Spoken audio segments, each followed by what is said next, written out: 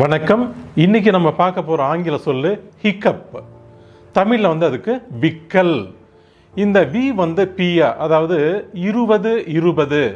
இதில் எப்படி இந்த வகரம் பகரமாக மாறுது, அது போல் வி பியா மாறி இருக்கு. இப்போ HICCUP இந்த எழுத்துக்களை மட்டும் நம்ம கூட்டி எழுதணும்னா ஹிக்கப் என்ற ஆங்கில சொல் வந்துடும். நன்றி.